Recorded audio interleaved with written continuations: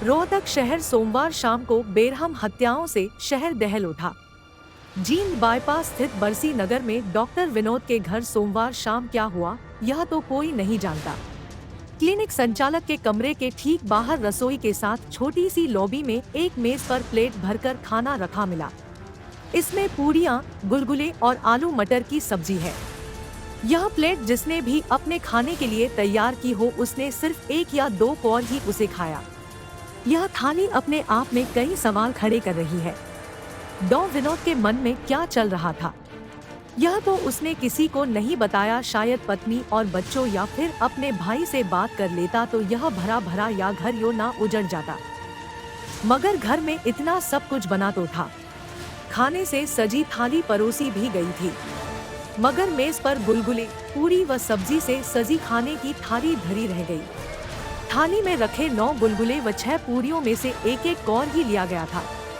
इसके बाद शायद डॉक्टर के गले से निवाला नहीं उतरा। शायद वह अपनी मानसिक स्थिति से इतना आहत था कि खाना तक नहीं खा सका। थाली के पास ही पुलिस को खून के निशान भी मिले हैं। यह भी अपनी अलग कहानी कह रही थी। पुलिस को अब इन सवालों के जवाब की तलाश है। इनमें ही कहीं ना कहीं इस घटना से जुड़े तथ्य उजागर हो सकते हैं।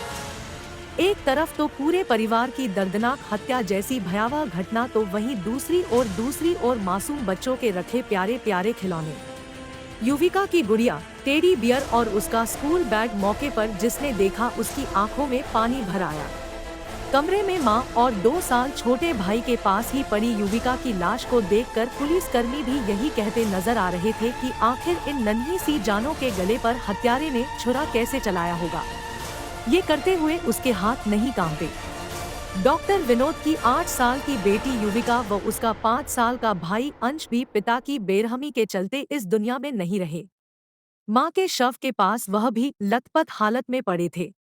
दोनों अबोध बालकों के शवों को देखकर परिजन ही नहीं, पड़ोसी भी आंसू बहा रहे थे। पुलिस ने आसपास के लोगों से पूछताछ की। 6 साल के एक बच्चे ने बताया कि उसे अंश पार्क में सोमवार दोपहर मिला था। दोनों ने हाथ भी मिलाया था। वहीं महिला ने बताया कि परिवार शरीफ था, लेकिन ज्यादा किसी से मेलजोल नहीं रखता था। बच्चे पार्क में जरूर खेलते रहते थे। पड़ोसियों का कहना है कि डॉक्टर विनोद और उनका परिवार बहुत शरीफ थे, लेकिन शुरू से ही विनोद चुप सा रहता था। हालांकि वह इस तरह की घटना को अंजाम दे देगा, यह किसी ने नहीं सोचा था। क्लिनिक संचालक 2 भाई हैं।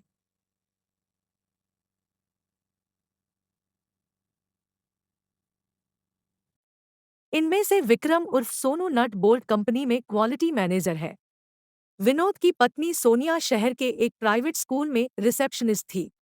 वहीं उसकी देवरानी, जो सोनिया की सगी बहन भी है, वह भी एक प्राइवेट स्कूल में शिक्षिका है। थाना सिटी प्रभारी देशराज ने कहा कि प्रारंभिक जांच से लग रहा है कि घरेलू कलह के चलते डॉक्टर विनोद ने पत्नी व बच्चों की हत्या कर खुद आत्महत्या की है। बुधवार को शवों का पोस्टमार्टम कराया जाएगा।